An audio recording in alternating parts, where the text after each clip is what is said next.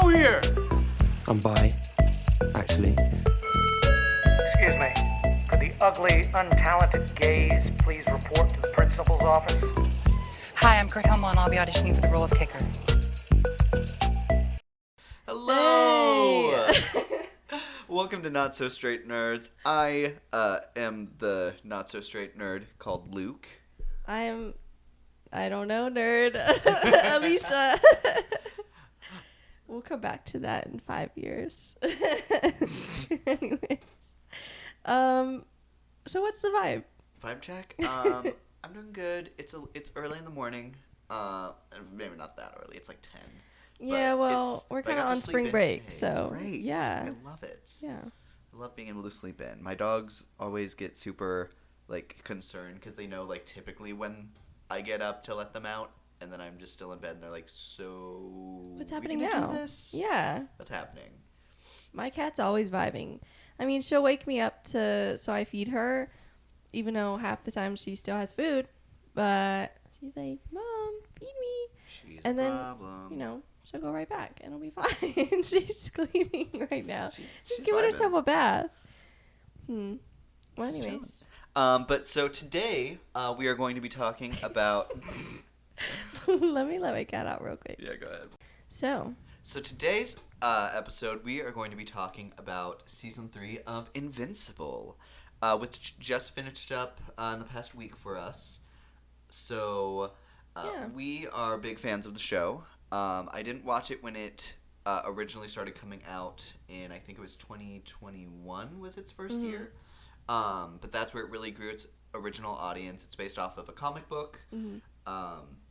And from what I can tell, people are really happy with how, from the source material it is, it's adapted really well. It expands on a couple of things. We've specifically been aware of some examples this season that they've done that. Right. And I think those are some of the strongest parts of some of those episodes. I agree. Which is really cool to see people expand upon what they're given in a way that the fan base is pumped about. Yeah. And it's always nice to see creators be able to grow with the material and let the material grow with it, or whatever. That's my soapbox. Yeah, I agree. So a quick little summary, I guess, of the overall show. If you're someone who hasn't been watching this, you losers, be better. Get on it. It's really good. But, it's on Prime. You should probably already have Prime for The Boys and I don't know what else. So this summer I turned pretty. Yeah. But Invincible is a superhero / coming of age animated show. It follows our main character Mark, who is the hero Invincible. A little bit of a misleading name, which not is so really invincible. funny because he is very strong though, but not so invincible. Yes. So he is the son of who was originally the Superman-esque hero of their universe, Omni-Man. And he is becoming a superhero. Season 1 starts with him getting his powers, meeting other teenage superheroes, kind of growing and figuring out how to be a hero, how to use his powers. And then he learns that his dad, Omni-Man, voiced by J.K. Simmons, which makes it very iconic. Yeah.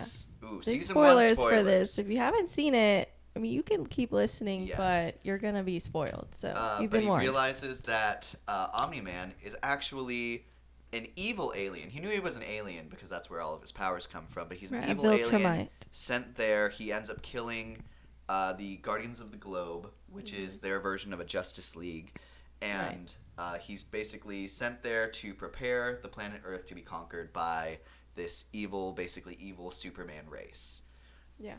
And at the big finale of season 1 is basically the human civilization that Mark was raised in means nothing to Omni-Man because he will outlive every single person on the planet, and he beats his son through buildings and trains and people like they were. It's pretty bad. Mm-hmm. Like they're nothing. Like they were a cloud. Mm-hmm.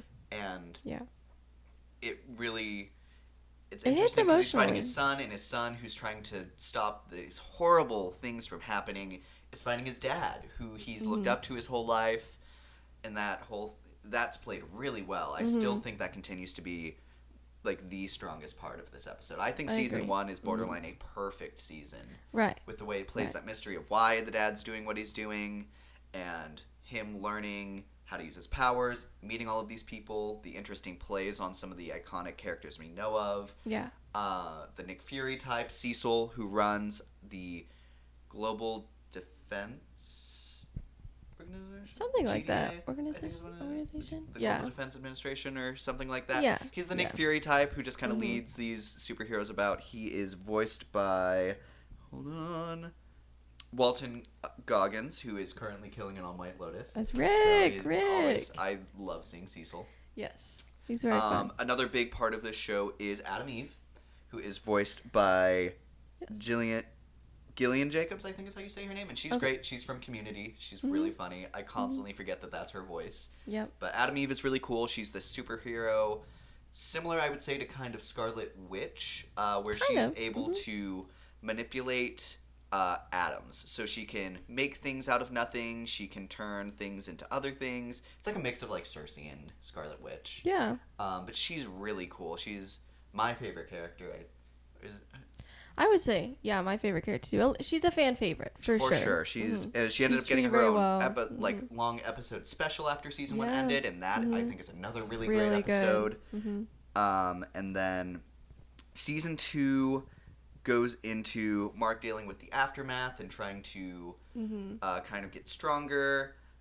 The betrayal of his father, and he's trying to prepare and get stronger now without him, figure out who he is as a person and son and superhero without him. So and then his mom really steps into her own, I think, in the second season. I agree. I love the mom as well. Is Debbie, played by Sandra Oh. She does great work. It's really interesting to see how she's just kind of a human in this super huge and elaborate world, but she still manages to like find a space in it, which I think is really interesting. She's very relevant. And I think that's the voice work on the show is interesting really character. good. I agree. So One of its strong top suits. notch. So then another part of that season is there's this whole subplot of Langstrom, who is basically this person. He's this kind of ordinary, everyday guy who's able to just open portals throughout the multiverse. Yes. And he tries to lead some kind of experiment that ultimately ends up combining all of his like variants throughout the multiverse knowledge into him, and he ends up getting this really big gross brain. Invincible ends up trying to stop the villains he's working for that helped him make the machine. Yes. And that ends up screwing him up. His brain gets all huge and deformed, and he's turned on the Invincible of this reality. Right. Which he's already not pro-Invincible, because as we learn throughout the multiverse, in most cases, Mark actually is evil and works with his father, which we will come back to later. But, and then he ends up being the villain of that season, trying to fight his mom. Another big part of season 2 is that he ends up going into space, finding his dad after he just kind of dips, and finding out that his dad started a new life on an alien bug planet, and met a bug wife, and made a bug kid that is now part Viltrumite, which is their alien race. Yeah. And it is so crazy to say these sentences, by the way. It is, but the show doesn't play it for a laugh. It takes it so seriously, even though it is like campy superhero straight out of a comic book, but it's so entertaining. And I feel like this show, compared to The Boys, if you've seen one and not the other, it's still like, it still has that element of kind of making fun of like the Justice League type teams and all those superheroes. Not really making fun as much as The Boys does, but it's certainly nowhere near as political as The Boys. So if that's something that has bothered you, or like maybe it's too much, too stressful, that's not in the show. It's definitely more just like superhero, but it still has those elements of like, this is clearly the Justice League. Like, this I is would clearly say it's Superman, it's Batman. in the same vein as it's grown up like it is. Yes, an it's very adult. It's animation very adult. show. Yes, very gory language, like all of that. So that's also something you're not into. Just be warned. But if it's something you like, if you're tired of the PG stuff, then it's on par with The Boys. If you can watch The Boys, you can watch Invincible. So. But and it's animated, so we love animation. So going into season 3, the basic pitch, if you haven't watched it yet, but you've watched the other 2 seasons well now. The season 3, the whole idea is Mark is officially working with Cecil at the beginning, trying to train up for when other Viltrumites come here to take Earth. He ends up getting into a fight with Cecil as he kind of learns about some of the strategies they have for contingencies in case Yeah. heroes don't go bad. And Mark Right. ends up having trouble with that, especially with his younger brother, who really also steps up this season and starts growing fast because he's part Yes. bug. So Yes. he's like 8, and he ends up being able Think to so. actually gain his powers. Slight spoiler, but Yeah. what you gonna do? We did warn you. So, and then he's fighting with Cecil over how they deal with superheroes and how they save the world. And then the season also really dives into realizing what, like, the consequences of being a superhero, especially on the civilian world, which I think they've looked at here and there, but this season really highlights that in a really some really interesting ways. And then just some other aspects of looking at how you be a superhero in the world, especially when you're like an independent superhero that doesn't work for the government. Yeah. But even though there were some maybe a couple spoilers, who cares? But now we're officially going to start breaking into it. Definitely, I recommend watching it. Yeah. This is the diving deep part. Yes. So we will go into detail. So going into your it. thoughts? Your thoughts? I think I've seen a lot of love for season 3. Mm-hmm. And I think season 3 is good. I think it I is think a it's great solid. show. Mm-hmm. Yeah. I think season 1 is By far still the peak. strongest. Absolutely. I think it is so strong. I think it is I agree. just everything you want from this kind of show. Right. The Season season 3 2 finale was really good, though. And I do agree that it was pretty close to being on par with parts of season 1 and Adam Eve Special. Maybe not quite I as think there's good, plenty but of like parts throughout it's this very season strong. that- It's the strongest part of season 3, I would say. It ended on a overall good note. So my hot take is I think the finale of season 3 has some amazing parts to it. Mm-hmm. I think most of season 3 tries really hard to be the season 1 finale. And I think it kind of prevents it from kind of having its own vibe, being its own thing, especially after there's a huge part right before the finale where there's like 18 variants of Marks from the multiverse that are attacking the world. Evil variants Marks. of Marks. And so all of the heroes' worlds are trying to figure out how to kill Mark. Right. Invincible. Yes. And Invincible's in on that because these aren't him and they're hurting all of the people that he cares about. Exactly. Yeah. And so you go from this really big deal where it's 18 Viltrumites down to 1. And granted, Conquest is the Viltrumite that they send. He's a really great character, and Dean Morgan, I think is his name, from The Walking Dead, does such a good voice performance on him, and he really kills so many of his scenes. But I think ultimately, between kind of the choreography, specifically from Mark, and just the whole idea of, okay, we're fighting another Viltrumite again, it feels like it just takes a lot of the same strategies and like shots and ideas from the Omni-Man versus Invincible fight. And, you know, and I love that original scene. And I think it does so decently well here. And I'd even say good. Like, nah. I do think there's way more of a build-up and emotional stake with Omni-Man versus Invincible. Maybe that's another thing. Maybe that's what's missing. Because Conquest just kind of comes out of nowhere after this other huge thing ended. He just kind of... I don't know if we really built up to him. I don't think we saw him before. No, because it's definitely supposed to be, we didn't expect this. Right. Which and I we think were warned is a bit of a about it. trade-off. Like, there was this lady that kept fighting Mark, and she finally left, and she's like, I'm not going to kill you because there's someone worse coming. And so that's obviously who it's supposed to be. So there was a little buildup of expectation, but no, like, face, no emotional stake, really, other than, like, on Mark's part, just wanting Mark to be okay and his friends to be okay. But there was no, like, oh my gosh, this is father and son. That element's missing. Yeah, I'd agree. And then also I think it's really interesting. I've seen some people talking about the improvement of animation this season. However, I disagree. It is only in the finale that there's any changes in animation. And actually, I've seen different reactions. I haven't seen anyone say the animation overall has been better. I've actually seen the opposite. I've seen people complain about how still they are, how plain it I remember is seeing that until for the the finale. season 2. I remember seeing that a lot of that when season 2 came out. I don't think I've seen a lot of that here, but there are times when we were watching the season when we'd be like, wow, notice how nothing on this frame is moving except for their mouths? Yeah, That's they're so crazy. still. Yeah, especially when you're in a season 3 and not a season 1. Like, why did we digress? I don't know. I don't know. What happened there? It's interesting because I know that they wanted to get the season out faster because season 2 took a long time to get sent out. That was a mess. Yes. And then it had to be released in 2 parts.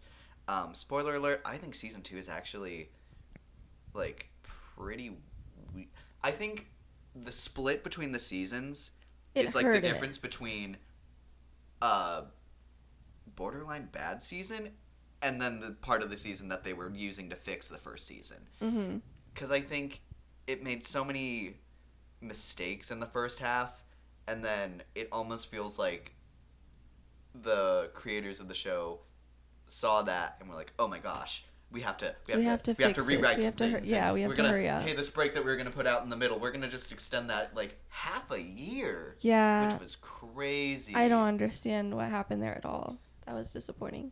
I mean, at least they but ended on a good note. Yeah, it has a great. It's not an. It's not a season 1 finale. It's not even a season 3 finale. But it's a solid finale with Mark going through the multiverse and dealing with the consequences of my actions. Yeah. So, season 3, I think, definitely holds its own. It definitely should be talked, I think, in the same vein as season 1 and the second half of season 2. Yeah. But one of the things I think make the overall season feel a little weird for me, taking us into our first character, is Mark.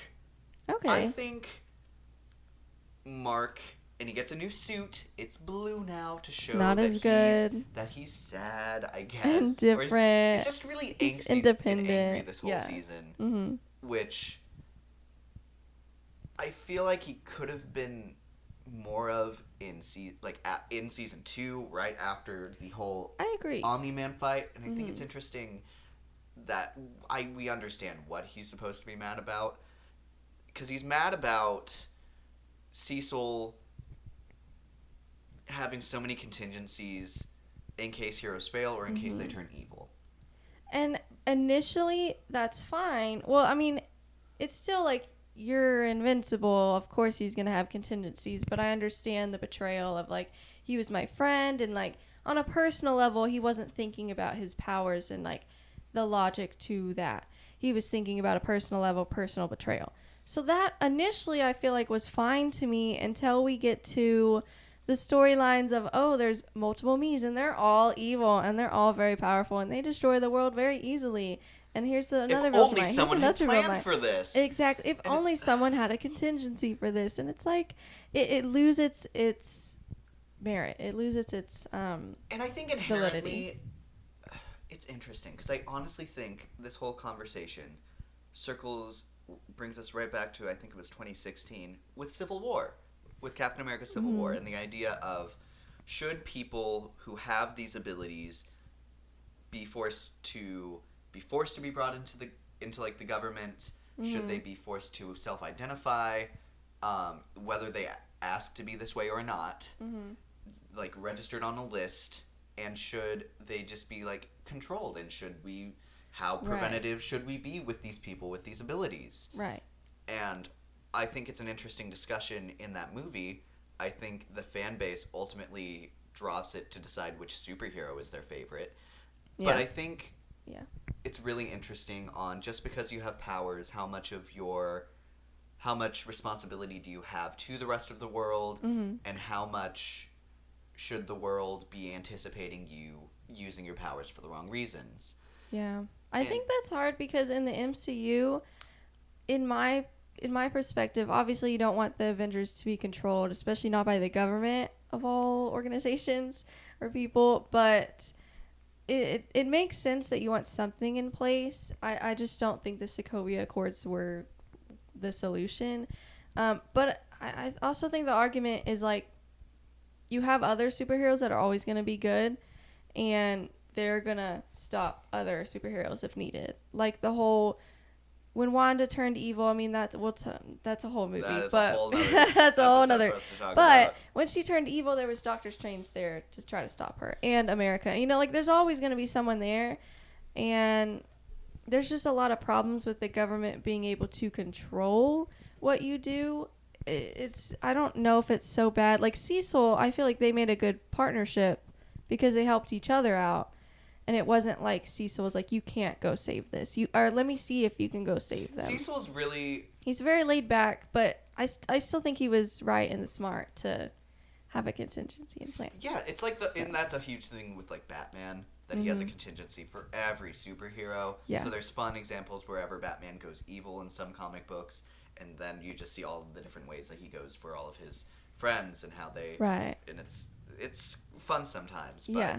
I think when you have the amount of power that you have as Invincible, and especially after you've already had 2 different Viltrumites come to this planet and tear it to shreds like it's nothing, Yeah. like how can you not acknowledge the need for some kind of ability to stop them? And then also, you trusted your dad. Right. For years. And you, like, your mom trusted him. Who's gonna who knows him better than his wife? Right. Mm-hmm. And he completely was someone you didn't know. Right. Why would you not expect some kind of contingency, like, for you? In And case not that's the case understand for it. you, right. Like, I can understand the idea of, like, wanting to tell him, but if you had told Omni-Man that he had a speaker in your head blasting a frequency that would bring you down, he would get that removed and you couldn't use it. So, Yeah. and it's, to be fair, he's very emotional. And then there's also the idea of like those weird zombie robots.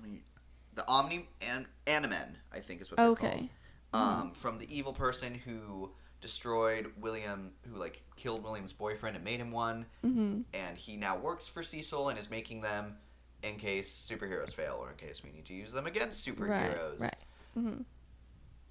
But then that becomes dangerous because then they're in charge of deciding when they need to stop the superheroes. So I mean, there's definitely an argument there, and I hope that's explored. Like, you know, what if they are doing something good and saving someone, but then they use those contingencies? Well, and I in think those that moments. comes into the vein of like innocent until proven guilty. And like, to be fair, Cecil works for a government agency whose job it is to identify threats. And I think throughout the show, I don't think he ever oversteps when it's time to So far. bring in these things. And it's not like he didn't earn his ability to be there. Yeah.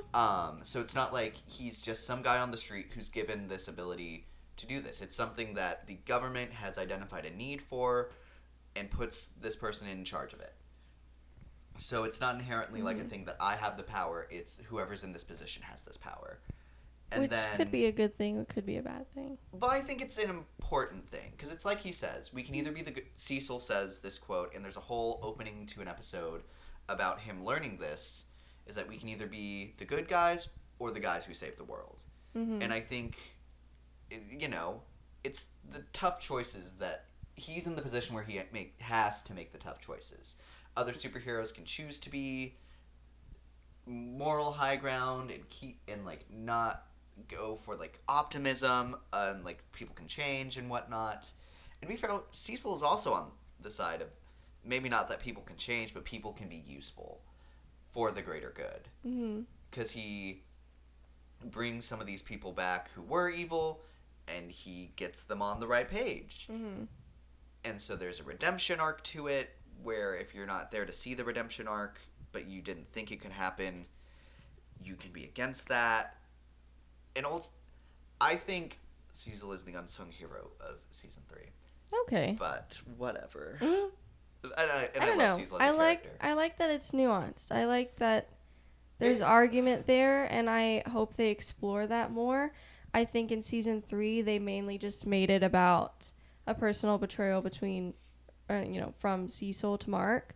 But I hope they explore the, I guess, like politics or whatever that you would say, or morality of it all. Like, I don't know. I feel like season 4 is going to go into such a different vein. I feel like if they were going to have that conversation, it should have It would have been this season. I agree. But we'll see. we're having the conversation, so ultimately I think it's happening. It makes some you know, interesting one points. way or another. Yeah. Whether it's on the show or in the fan base. Yeah. So, And anything then- else with Mark? Yes. Here? So I also wanted to talk about his new relationship. Yes. So him and Adam Eve officially start dating. Mm-hmm. And honestly, I would have been a lot more excited about this literally a season ago. Yeah. Thank God. It's been way overdue. I'm not on the train of like hating Amber's guts. I've never hated I've Amber. always thought Amber was a really great character. She always has her own drive, Yeah. her want to do things, Yeah. and she likes Mark / Yeah. Invincible. I just think it was so inevitable that it was going to be him and Adam Eve that it's so long overdue. I mean, it is season 3, but I'm like, thank God it finally happened. They're gonna be I'd be surprised if they're not Endgame. Yeah, I mean, neither one of us have read the comics, and I haven't heard anything about who's Endgame or whatever. I mean, Mark could turn evil for all I know. I have no idea. But if that doesn't happen, hopefully, and even if it does, you know, I don't know. No, I don't know. I have no idea. So. But I think it's really cute to see two superheroes who understand the superhero lives and what all that means. That was a huge problem between him and Amber. Right. Mm-hmm. And I think it's interesting that it's so much on the back burner when I think it would have felt more important, like I said, in either of the first 2 seasons. Right. There's just so much going on, so much at stake this season that it almost feels small. Yeah. Compared to everything else. Which is interesting, which is crazy because, like I said, Eve is one of, iconic. if not my favorite part of the show. Yep. But, and then we talked about the idea of him facing his consequences. Mm-hmm. He's really forced to see the effects that, especially that fight with Omni-Man had on the world and how so many people died, but they were just numbers to him. Mm-hmm. And then he meets this villain, Powerplex, who really forces him to really face that. Mm-hmm. And then it brings in the discussion, because he's a superhero, and to be fair, we know as the audience that he was fighting against Omni-Man. Right. But not everyone does. But the world isn't being given super forthright information. Right. And not so the they full want context. these answers, and they want explanation for what happened beyond Go Heroes, which I think can speak to a lot of modern audiences even. So it's a really interesting character, and you see him go way too far, which I think is also very relevant in the pursuit of truth and justice when he doesn't know the whole picture, but he wasn't given the whole picture. Right. Mm-hmm. So I think he's a really interesting character. We'll go more into him later, but I think it's really interesting to see Mark have to come to terms with so much casualty, which he may not be the cause of, but he's so in the middle of it. He's certainly a part of it, even if he doesn't want to be or mean to be, and it's not in the same way as the people he's fighting, but yeah, it's an interesting topic, and I'm glad they explored that. Because of course it's not his fault, because he didn't want the fights to happen, but his face is still there in the videos and pictures of him fighting with them, and people still died, and he didn't stop them before people died, and so it's just, I don't know, it's a very interesting topic they explored. I'm glad they did. And then we talked, he has to fight and kill himself 18 times. 18 which times. is also crazy, which also is a crazy idea.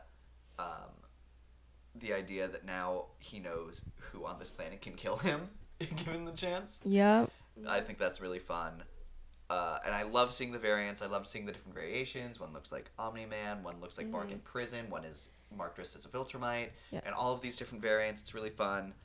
That they come from Langstrom, who survived when it's crazy that he survived. It's crazy. Because Mark thought he'd killed him in another multiverse, and he didn't mean to because he thought that he was stronger. But then it turns out he, with his huge, massive brain, was just enough alive to open a portal to his backup emergency room where they fixed him. They fixed him in some way. The, super, okay, really? Bring he him was down. he was like Jello. He was like applesauce or mush. Yep. But he's back. And to be fair, I think the Invincible Invincible versus Invincibles is one of the most interesting parts of this season. I agree. And then the new family. It's really interesting to see him balance this new family dynamic, especially after having done it with the loss of his dad. But now it's with the inclusion of his younger half brother Oliver. And I've really loved seeing them explore what that new dynamic looks like. Oliver now looks up to him, whereas that used to be flipped with Mark and his dad Omni-Man. Yep.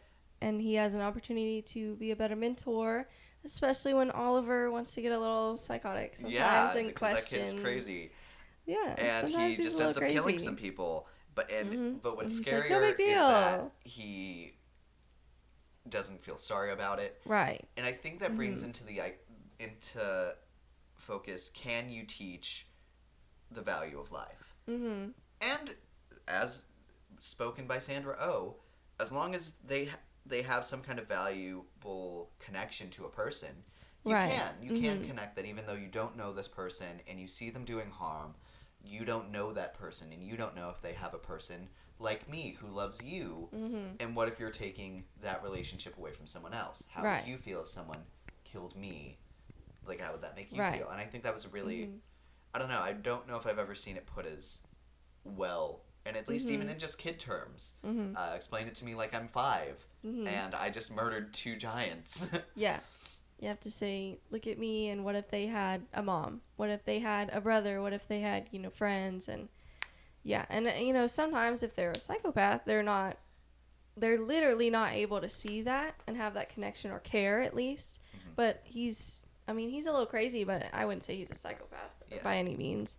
So yeah, that connected to him. And I still think he's a little crazier than Mark, a little more willing to beat people up and kill people than Mark, but and we're not at Omni-Man or anything level, not even close. So. I think it's interesting that at the end, whenever he has Langstrom, ultimately it's Oliver who convinces him that you got to go for that kill shot. Right. And then he also kills Conquest.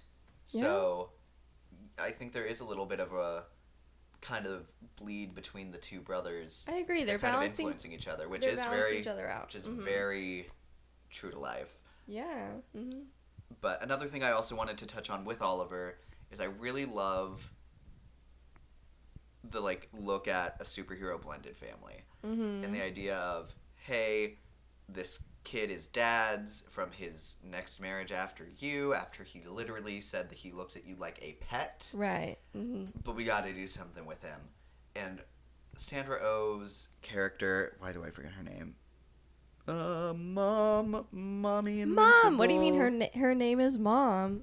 Debbie just takes Oliver in and is just such a great mother. And I think it's so cute to see that dynamic. As someone who comes from a bit of a blended family, I think it's really great to see just how normal that dynamic comes together. It feels very normal. And it never feels like it's weird or it's taking too much time. It's really important.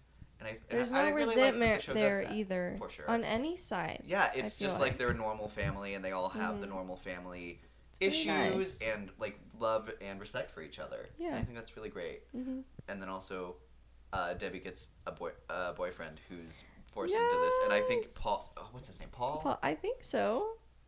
And he's just really funny seeing him try to fit in there. He's fun though. He reminds me of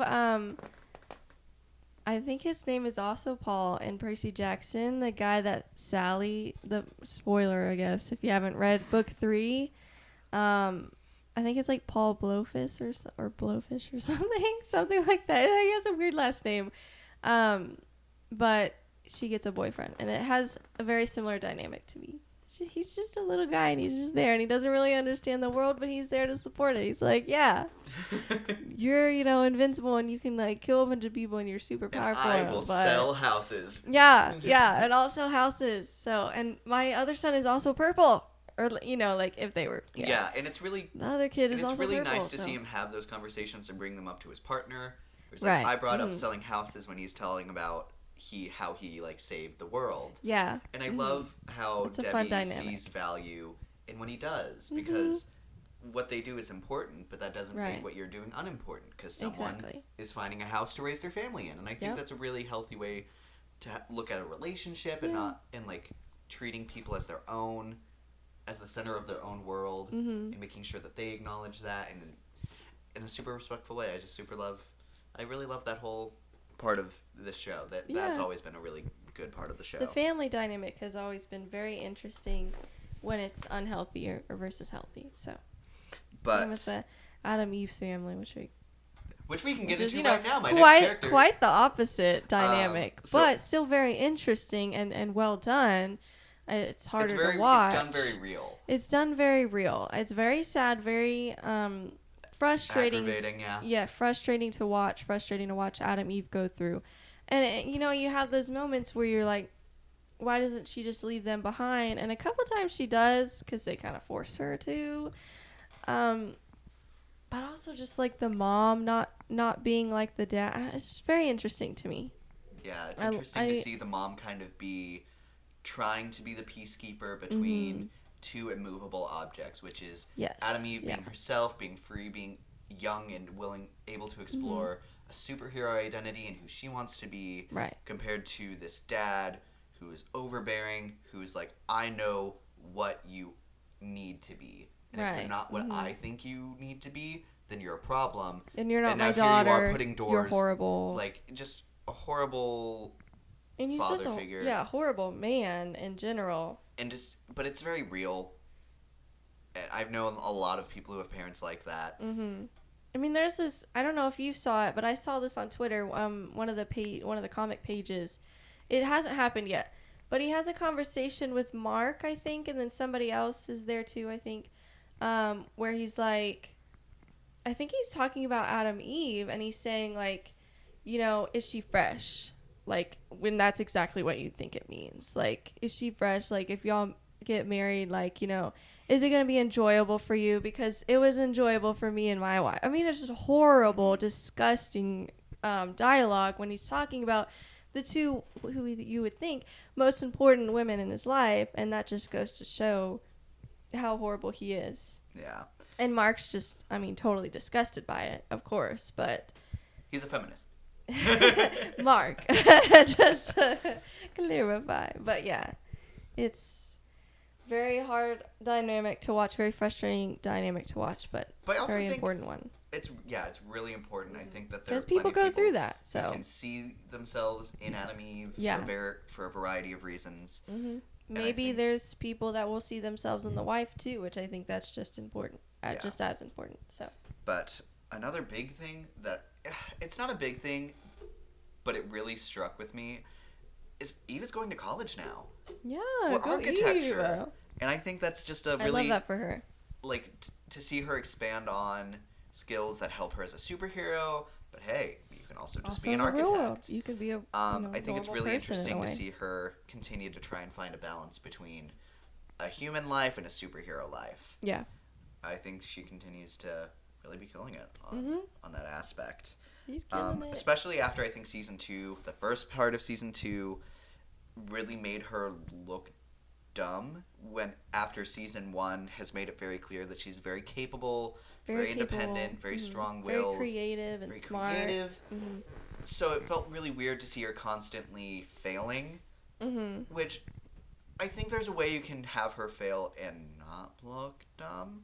Right. And season 2, the other half of season 2, I think did a lot to make up for how she was in season 1, and have her go back to some of the people who are actually supportive of her, tell her how it is, what she can be doing to better herself, and then she does it. Yeah.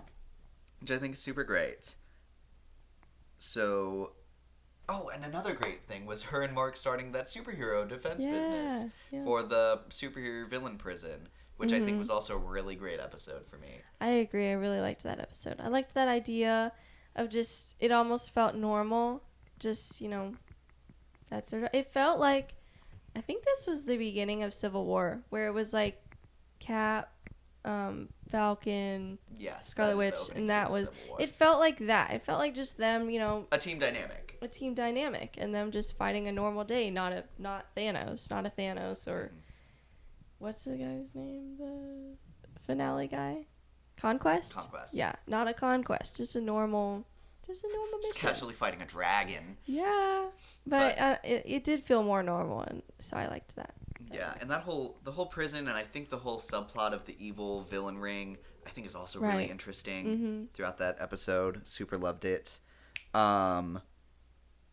So I thought that was super cute. And the final fight, it is nice to see her slightly get unnerved, but still. Finally, But way even more then, than. it's like she freezes him because she makes the air super dense around him. Mm-hmm. It's like, cool. Why don't you just keep that there? Right. So I don't it's- know, because then there's no fight. Yeah. But it's still frustrating.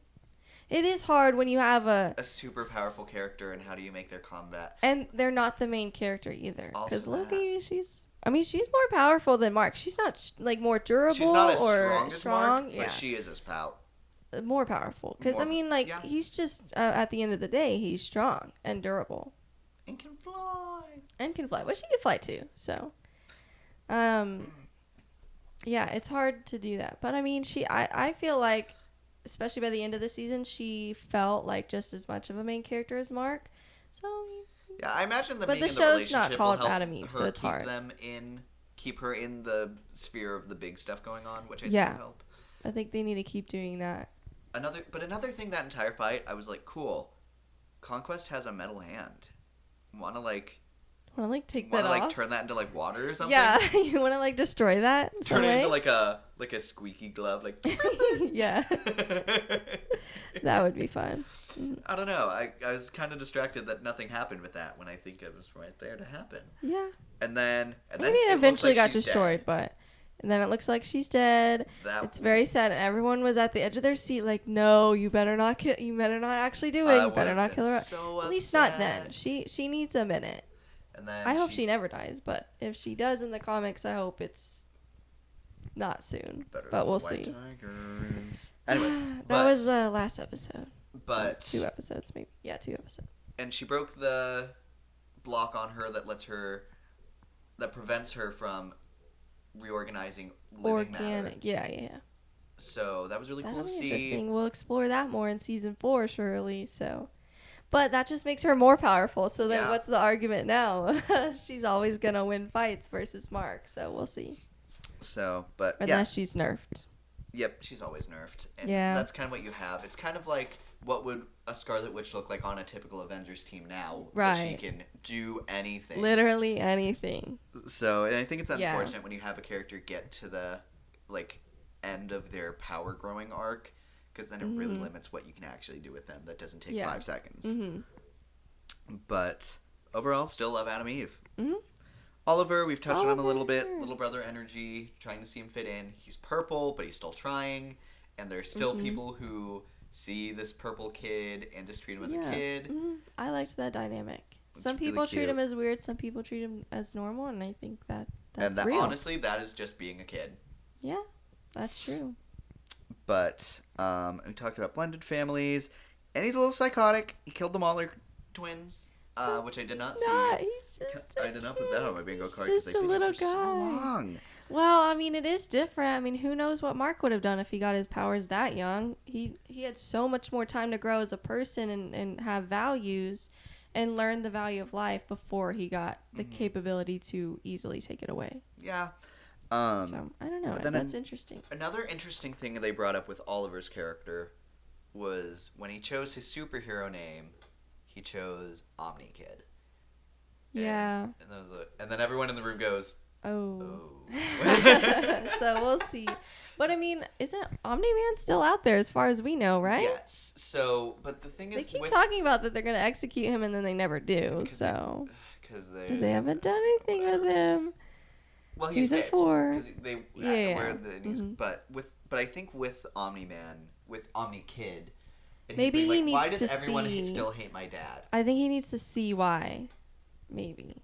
Well, Do you I think that comes from not understand. He's young. He doesn't understand the value of life, and Debbie's trying to put that into him. Mm-hmm. But I think it also brings into an interesting dynamic of, hey, my dad did this horrible thing, Mm-hmm. but he's my dad. Can I still Yeah. love and respect him? And I think that there's some things you can look at today where people have to come to terms with their family background, and Yeah. you know, you can.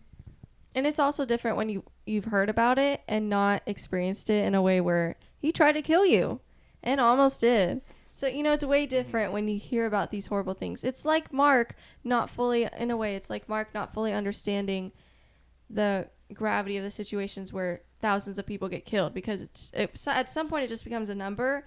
So I feel like maybe that's what's happening here, is that at some point it just becomes a bad thing rather than, you know, you seeing it and experiencing it, almost getting killed. So Also, can we talk about how crazy it was that Debbie let him go help Mark in that fight? yeah, she was like, yeah, go, you 8-year-old. And then after the whole season of her being like, no, stay here, don't fight. And then she was finally like, well, Mark needs help, so you could go. I'm like, that's like you're sacrificing. Invincibles at that point. Yeah, but it's like, that's like you're sacrificing your son, I don't Debbie. know. And she then almost he's just did. super long now. Yeah. Through that stretch with He's Conquest. very tall. And if that didn't go on for like 3 minutes, I Oh would have my maybe gosh. believed that he was going to be ripped in half. But it took, Yeah. at some point, it's like, cool, you've been doing this too long that if you were It's actually too going to rip this dramatic. kid in half, Mhm. it would have happened by now. Yeah.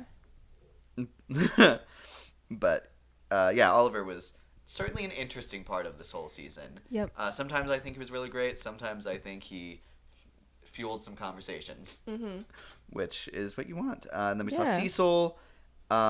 We talked about his quote, "We can be the good guys or the ones who save the world." I really liked his flashback scene to where he kind of got that philosophy. There were those two villains that had this huge bomb, and he ended up basically almost dying, and he killed them, and then Yeah. his boss brings them back to life to help defend the GDA. He kills them because they're bad guys, goes to jail with these villains, and sits there for years, and then the guy's like, well, I hope you learned your lesson, here's my job. And then he understands the idea of, well, sometimes if you're going to save the world, you can't keep your hands clean, and you have to make those decisions that heroes don't want to make, Right. but need to be Right. made. So I super loved looking at that. Like we talked about the contingencies, the Reanimen, and and it does really bring into view Powerplex's issues with Invincible. He breaks into the Pentagon and faces no repercussions for that. Yeah. And, like, it's interesting because, like, at the end of the day, they all believe he's the only chance they have to stop the Viltrumites from taking over. Right. But then it also becomes the point does the rest of the world know that? Right. Like, that he especially is the after only thing that can stop that. Yeah, especially after the evil marks and Conquest. I wonder how they think about that. But then after that, like, after killing 18 marks, it becomes kind of like, so cool. So you can So be we killed can kill easily Viltrumites then. now, right? Yeah. Like, that's just the thing that I we mean, can I will do. say they definitely didn't play it as it was easy to kill him. But it was possible. But it was possible, and 18 times. Although I would be interested, because we didn't see their growth. Like we've seen Mark train so much, and we haven't seen them train. So maybe they're like untrained versus our Mark is more capable. Maybe. And he has Adam Eve now. Maybe that's why they're building her up so much more. So then they can be like a team, and it's not just him that saves the world. Maybe it's both of them. Yeah. I would So, super love to see her step up. Yeah. One more thing I wanted to talk about, I actually meant to bring it up with Oliver and the value of life. Another thing I thought was really interesting at the beginning of that episode, there was that opening sequence that really stuck with me of the two villains who robbed the bank, and it's that guy with like the weird tendrils suit thing that comes out of his stomach, and the guy can turn into lava. And then they see the little girl. The one guy's like, I don't think I want to do this. Let's live the straight life and earn our money and earn our living. And then they get a job, and we see them do that. And then they lose the job, and then they lose their apartment. And then I think it's really interesting to show, especially in that episode, why some people do what they do. Right. Because I think, when you have nothing to lose but everything to gain from doing illegal activity because any system in place isn't helping you and the person that you love, like, why would you not if you have nothing to lose?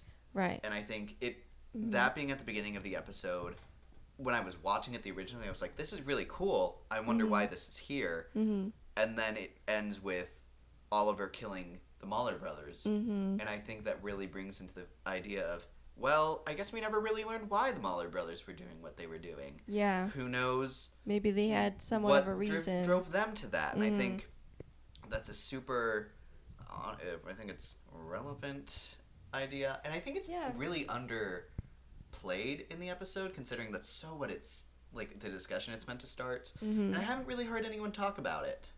It reminds me, actually, as you said that, it reminds me of the recent Daredevil episode with the prisoner. I mean, it was very frustrating talk because, I mean, he was being super ableist with Matt. So that part was frustrating. We already didn't really like him because he was, you know, being a jerk. And then he was also being like, you know, I keep breaking the law and like, so I want you to lessen my sentence rather than, you know, the sentence increase. But I really, really liked the line where he said, they'll pay 5 times more to keep me in here rather than feed me. And that's very interesting to me. And I'm glad they had them say that. Even if he was a little bit of a frustrating character, that makes sense. And that's true. And, you know, he is still committing those crimes, but they're also spending, they're spending so much more money to arrest him and imprison him rather than just feed him. So then he doesn't commit crimes. Like, of course he keeps committing crimes because he still is hungry and needs food. Like, that hasn't solved anything. So, and I think they brought this up, but his sentence kept getting increased, but it hasn't shown to work. And I think they mentioned that it usually doesn't work. Yeah, Matt does. To increase. Yeah. And yeah, because if the root of the problem is not fixed, of course it's going to keep happening. Which doesn't make it, you know, you're still breaking the law, but like, you don't have food. So it's at what you point know, is it like an option? At what point is it an option? Yeah, I agree. But go ahead and move on to some of our villains this season. So I wanted to talk about Powerplex. So Powerplex is he lost his sister and niece to the fight between Omni-Man and Mark in season 1 finale. Yes. And so he works for the GDA. Yes. And we see him go through trying to bend over backwards to try and get justice. He knows that Omni-Man's off the planet, and you know Invincible is still on the planet. Right. And he blames the face that was there. Right. Which we know is not fair, but like I was saying, was he given he doesn't, because at the end of the day, they're still killed. They're still not here. Yeah. So, and Mark is the only face left from that fight. So, yeah. And so he's very aggravating villain. He was very annoying. But I mean, his reasoning, his intention is really real. Yeah. Like you want something to happen from this loss because you have to deal with it. Right. But then who responsible for it is dealing with it. Right, exactly. And that's another thing where, like, when you're dealing with a sociopath that doesn't get caught, like... And he doesn't... It truly meant nothing. Like, he stood in place. He can stand in place and let a train full of people go through him. Yeah. And he has to wash his clothes later. Yeah, it's nothing to him. Yeah. And even if he gets arrested, even if he dies, like, it's not going to bring them back. And he's not going to care. You're never going to get to a point where he cares that he killed people. And then this character gets so lost in the pursuit of... Yes. They say revenge. Justice. He means vengeance. Vengeance, yeah. I think it's interesting to look at, could it have been justice for him? Could there have been a trial? And could he have accepted... a bit like, well, you were trying to stop it. Here's all of the evidence that the GDA has accumulated to prove that. Right. There's nothing to charge you on. Right. Like, would that have been enough for him? We'll never know because no one tried, which I think is also something to look at. Something to say, yeah. So it would have been interesting. That would have been another interesting thing to look at. But ultimately, he ends up getting this because he had this small ability to like charge electricity. He eventually uses GDA technology to increase that, so he can actually start. It's kind of like the Black Panther suit, where every time you get hit, it charges your suit. Yes, that's kind of what it was. That's a good comparison. Yeah, And then ultimately he ends up losing his wife and child due to the electricity His coming own off actions, yeah. And they're even, because he uses them as bait, and then, which, we were saying in the moment, Mark needed to bring this fight somewhere else, but also he could have brought the fight somewhere else. Mm-hmm. After he had lured him there. He could have not used them as bait, and even if he did, he could have taken the fight somewhere else, and he didn't. So neither one of them did. I don't know. But to be fair, Mark thinks that they're there against their will and wants to get them out of there. Right, So right, that's right. why he's staying. It's definitely more of Powerplex's fault For sure. and responsibility than Invincible, for sure. And I think him going into that event, the memorial event, was also, like, this is a time for grieving. Mm-hmm.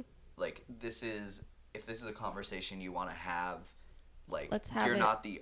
you're not the only person who's lost people. Right. And you're not making this about their remembrance. You're making it about you and your loss, specifically. Yeah. Mm-hmm. When it's such a shared loss and it's meant for so many people to come together Mm-hmm. and remember this horrible thing that happened, and you're making it about your loss, like you were saying, and it's interesting to see how people can get lost in grief into a way that makes them the villain. Almost Looking like at selfish. you, WandaVision. Yeah. Mm-hmm. But Yeah. I would say that is an interesting comparison. Mm-hmm. That is interesting. I'll actually have to think on that because I am a Wanda sympathizer, at least in Love Wanda. WandaVision. We don't talk about the other movie. Oh, we will. M-O-N, Mom. Yeah, thank you. Someone honked. Exactly. But I think it's similar to that. I think it's a little different in that they clearly go through the works to show that Wanda did what she did not on purpose and then just went with it and wasn't aware Didn't immediately undo of it. the way it was affecting other people around her. Right. Mm-hmm. I think that's actually really similar to Powerplex, actually, in the fact that he isn't real. He's so on this line of what needs to be done, what is right, what is just, and ultimately, almost like Omni-Man, he is unaware until he stops. It's too late. Until that he's killing the people around him, and he doesn't even notice. Yeah. And that's another. That's good. That's a good thought process. But onto our other big villain of the season, we have Angstrom Levy. How is he alive? The multiverse man with the big brain and the cameras. He's watching you. He's always watching you. Your body's watching you. But I think somehow Palpatine returned. It That's is exactly very what that. it is. It is so that. They should have had that line, honestly. They should have been like, somehow Angstrom, what did you say? Levi or Angstrom Levy. Levy? Somehow he returned. I can still hear Rexplode saying that. Mm-hmm. But he's back. He's the one who brings all the Invincibles there. And then he ultimately betrays the ones who are trying to betray him, banishing them on another world. Whatever. I'm interested to see what his end goal is here. Mm-hmm. Because he's just so dead set on vengeance against Invincible. I feel like it could be really easy to just kill him. Yeah, especially For now him. with Adam Eve. Like, there's not... I mean, he already has basically been killed by Invincible once. I don't know where we're going with that. But he's now under the control of the people who saved him. Yeah, So that'll be interesting. I'm interested to see how important that gets because they brought him back to be a huge villain in this season, Right. which I did not expect at all. Right. Me So too. it's going to be because that makes you think that it's going to be really important to see him return again. If it was a huge important return this time around. Mm-hmm. So I'm going to be really interested to see how big a deal him working for them is. Yeah. I don't know. And we'll have We'll to see. We'll see. It'll definitely be season 4, so. And then I also wanted to touch on Rexplode. Rex! I think it is. R.I.P. I had a friend who has started watching Invincible around the time that season 3 came man. out, and hearing him talk about Rex, and it's just like, man, we're not talking about the same character anymore. No, he's so different. I don't know. Yeah, and I think something I also really did not see coming was his relationship with Ray. Yeah, which 'Cause I really liked, and I'm very sad we didn't get to explore. We don't get to explore Because anymore. Ray was always such like an ensemble and kind of in the back kind of character. Whenever she first, like whenever I thought she had died in that one fight with the Serpent Society, I was like, that is That's a shame. messed up. Yeah. And I was gonna be so sad if she was like officially gone. And then her officially being like, I want more from this. Our one date showed me that like I want that. I want that to be Which my I guess, life. I mean, in this show, no one's ever really dead, as we just talked about. Yeah, no kidding. But I feel like that seemed like a conclusion for Yeah, him. because he ends up defeating one of the Invincibles by making his skeleton explode, which is first off badass. Yeah, very clever. Okay, Rex. But then, yeah, how do you possibly live from that? So I don't see a way that they come back from that. But I mean, But then we do have a if they multiverse. if they really want to, they can. So That's really interesting. I'm really interested to see. That's probably going to bring Ray back into the fold. right, I'm interested to see how else that might change her going forward. yeah. I think she's going to be the most affected by that. But yeah, Rex, great character. And I then saw people were annoyed with Adam Eve's speech for him. I'm like, just shut up, because they dated, and yeah, he was horrible to her, but like we just talked about, he's totally different now, and it's still like someone she knew who was very close to her and a big part of her life at some point died. also, Like that's he's still like- a big deal. he's still really young. Yeah, And, like whenever he did a lot of those things, they were in he high was very school, immature, Like, and which doesn't excuse his actions, but it makes sense, I guess. Like it shows why. I don't and know. he continued to be there for Eve. Like he was one of those Yeah. voices of reason whenever she was going through it, and she wasn't Yeah. receptive to that because of how he treated her. And then he starts talking truth and like showing he actually cares about her, and therefore that's where Eve determines that there's still value in that relationship. I do really like how supportive Mark was of her in that day, though. Like, because it was almost like people on Twitter were acting like Mark in a way, and like they were jealous of her speech, or somehow, I don't know. Yeah, And then Mark was just like because he was the also total such a big deal opposite. to He Mark was as so well, supportive. but- Yeah. He was so like, I'm so sorry. Like, here's a hug. You know, like, he was not even 1% like, can't believe you said all those things. I'm like, yeah, take that, Twitter. Shut up. We're not going to call it by its real name. But, yeah, R.I.P. Rex. Maybe we'll see you again. On to one of the, like, most background subplots was Alan and Omni-Man, who were just out chilling in bro jail the entire season. They're just there. They came back to remind you that they're still there, and they did basically nothing else. Yeah, they escaped eventually. Yeah. It's, That'll probably also be in season 4. So we have puzzle pieces for season 4, I for think sure. it was interesting that Omni-Man wanted to stay to get executed, but then he just, like, fought during the execution before it was clear that Alan was trying to escape during that. I think that's a little bit of an interesting thing. Where it's like, okay, you Viltrumites. And then we saw Battle Beast again. We last saw him in the season 2 episode, I think it was, where Invincible was working with Titan to take down Machine Head, and then he like opened a portal and Battle Beast came in and destroyed everyone there. And then he was just like, well, this was fun, bye. Well, bye. Yeah, I think he's been a super fun wild card whenever he shows up, especially in this episode. Yeah. And then he just kind of dips. Battle Beast can breathe in space, right?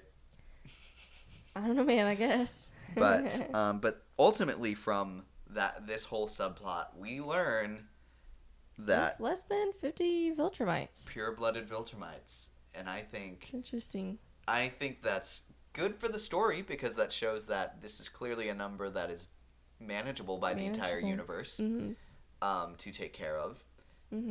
Makes it even sillier that they decided to kill half of their population in that initial becoming of an empire story. Yeah. maybe you start counting how many you have left at some Yeah. point. Yeah. Maybe that's why they had to stop. It was like, okay, guys, Like, stop. okay, wait, It's wait, like the SpongeBob. Stop. Wait. Actually, stop. You playing too much. You playing. So that This feels has gone a really, little too far. feels like a very manageable number, especially Mm-hmm. when you have 4.5 Viltrumites on your side, because Alan's basically Yeah. a Viltrumite now as well. Mhm. And then I really thought that they were going to make it back to Earth in time for that conquest fight, and that was going to be a whole thing where the next season would look like, okay, he saved the world from someone who was doing what he was doing. How we feel about that, humans. Right. I think that would have been really interesting. And then with Oliver and that, I think that would have been interesting to see. And I'm sure we'll see something like that at some point. I honestly, maybe that's another thing. I think that could have made that fight really interesting as well. I don't know. I don't really want Omni-Man to have a redemption arc. I kind of just want him to, I imagine it ends with him doing something to officially bring down the Viltrumite Empire. Yeah, and I want that. I would be fine with that as long as it's a puzzle piece to bring Mark some peace, so he stops, thinking about his dad the way he does, and then we just move on. I don't want it to be where like the world forgives him. And that'd be I a little don't too think far. the world can. I The don't world think cannot that's what I'm forgive saying. him. I think that's way too unrealistic, and yeah, I don't want them to even act like that's a possibility. So, But and then I just So- threw in some other things to talk about with some of the other Yeah. characters. So we have the Guardians of the Globe break up, and then half of them stay with the Globe, half of them go to Teen Team because of the Cecil thing, because of the way that Cecil was treating Mark. Yes, And so the split is Monster it's Girl, very Civil War. Rex, Ray, and Robot, and Bulletproof. Honestly, I keep forgetting Bulletproof is there because I keep not knowing what he does. Yeah, he's bulletproof. I know he flies, which is cool, and I think his costume looks awesome. Yeah. But and then the people who are staying with the Globe is the Immortal, freaking Kate, Samson. Oh, dang. You're Samson, like, I do hate all these people. and then Shapesmith, I adore. He's voiced by, I think his name is, it's the Sonic voice actor. Oh, no. Ben no, Schwartz. no. Ben Schwartz. Okay. And I love every voice role that he does. I think he is just That's such the a Sonic actor? Yeah, Ben Schwartz. What? Yeah. That is not the name I was thinking of. And well, indeed it is. I don't know what name I was thinking of. And then they also have Cecil bring in Darkwing 2, which is the original Darkwing sidekick who's able to open portals to a shadow void. And he was originally going crazy in the weird Gotham-esque city in season 2. Now he's redeemed. And he's officially on the team. Yeah. So, and then he also gets lost in the void dealing with an Invincible. And presumably he died in the void. Presumably dead, and but- that Invincible is trapped in the void. Which is, I think there is a lot of talk about especially this season. There's a lot of look at, can you redeem yourself after being an established villain? Yeah. Which therefore I think continues to be interesting that Omni-Man takes such a backseat this season. Yeah. But some other stuff that happens. I really like towards the end the scene where Monster Girl gets that belt. Yes. Robot makes that belt for her. It's so sweet. That doesn't make her get younger with her transformation. And then she starts breaking out crying. But before she even does that, he's like, I can't fix you. This is just something I'm doing in service of you. If this is not something you want, we never have to talk about it again. Yeah. I think that is just so sweet. Oh, Very emotional moment. that really stood out to me. Like, I'm gonna cry. Another big thing was the evil future immortal taking over the world for Mark. Yes. So it's I think interesting we're to see definitely if going to we, revisit that it's again, gonna be I interesting think. to see if we continue to lead towards that future. Yeah. First off, how do you ever become bros with the immortal? Because He's just an independent guy. he's horrible. He's just his own. He's just the guy. But it's very interesting that Mark has to come to face with, as of now, the projection for him still taking over Earth in some capacity for the Viltrumite Empire is still there. Yeah. And what are we doing to stop that, Mark? But... He's got his hands full with quite a Oh, lot and of then that things. really funny bit of, what do I do with my clothes? Hey. Hey. He When they takes come through it. the portal. Yeah, and then they're I like, love oh, that there's one bit. more thing you have to do, Mark. Oh, yeah. Hey. Hey. That was Why hilarious. did I It look really so was. Why did I look so sad? Yeah. Makes sense. Love Makes that. sense now. Kate versus Paul was, I thought, interesting. Yeah. Where there's another version of someone with the same curse Kate has, Paul. Mm-hmm. He works for the evil organization. He's an assassin, I guess. And I think that they used his powers in really graphic but really interesting ways to get him to escape prison, multiplying himself into space so much that he starts Squeezes the room out. And so much of him is just dead. Oh, some really, really interesting uses of that power there. The Return of Nightwing 2 I mentioned. I thought that was interesting. And then I just wanted to say I still love Shapesmith. I think he's so silly. I think he has the alien parasites growing an army in the sewers. So maybe we'll see more of him in the next season or so. Touched on that. The end of the season was like Remember montage. this happened last season? This thing and this thing and this thing. It Well, was that's what kind they of do every season. Yeah, it was kind of silly, but it's their brand. Yeah, it is their brand. It's very comic booky. Where you have so many different threads, and you're focusing on one. It's like, oh, remember it's very this thing post-credit scene, like, oh, and this thing. But, like, a bunch of them together. Yeah. And then, yep, like I was saying, the evil squids. Titan, the stone man who runs that city. He now, he fought the dragon. He made Invincible and Adam and Eve fight the dragon. And so now Metalhead is in charge of the whole thing. He owns the city. He keeps the city. And now Dragon Man is trying to come back. And I think that's interesting. I think Dragon Man was great. I loved that whole part. Yeah? That whole plot I thought was really interesting. And then it also ends with Darkblood, the demon from the first season, vowing to help some Hell Overlord to overtake Hell with the help of presumably Invincible. So some interesting things going into the next season. We've kind of talked about it, but let's just for the sake of repeating, what are some things you are anticipating or hoping for from a season 4? Very excited for Adam Eve to be limitless now, supposedly. Very excited for that. Anything with Adam Eve, I'm excited for. I'm excited for more Oliver, and hopefully Omni-Man and Alan do something. We'll see. They're not like they're not like my favorite characters, but I want them to actually do something this next season, you know? If we're going to keep cutting to them, can we do something, please? I want Mark to get over himself and get his old suit back because it's so much better than his black and blue suits. Oh, I agree. Also, I don't think we've mentioned it, but Steven Yeun, who voices Mark, does a great job. Oh, absolutely. I think we've mentioned almost everyone except our main character, but he does great. Yeah. He does great work. Absolutely. He's great. He has such a distinct voice. We watched Mickey 17 where he was in that. And that's like all you could hear the whole time, which I don't know, could work for him, could not work for him. But it worked for that movie because he was a smaller part and he wasn't like he was a more comedic part. So it worked. It was funny. It was like, there's Mark. I hear him. So yeah, it was fun. Yep. And season 4 is greenlit, so it is coming. I think I saw today that all of the voice work is already done for it. Okay, that's good. Would love to see, hopefully, the quality.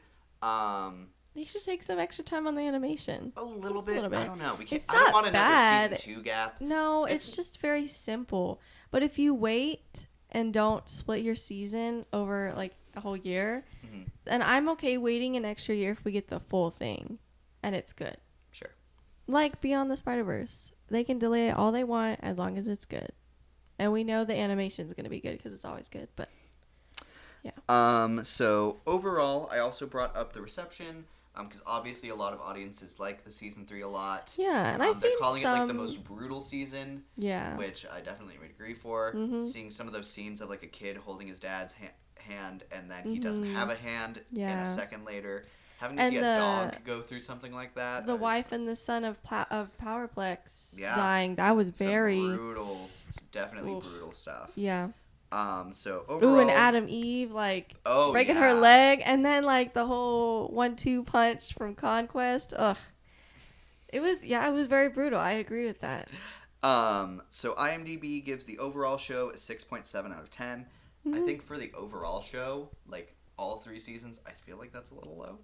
That is a little, for the whole show. That feels crazy. If that was season 3, I would understand, I guess, but whole show, that is Yeah. low, because the first season was so strong. It's so good. Interesting. Rotten Tomato, I wrote out the critic and audience score for all 3 seasons.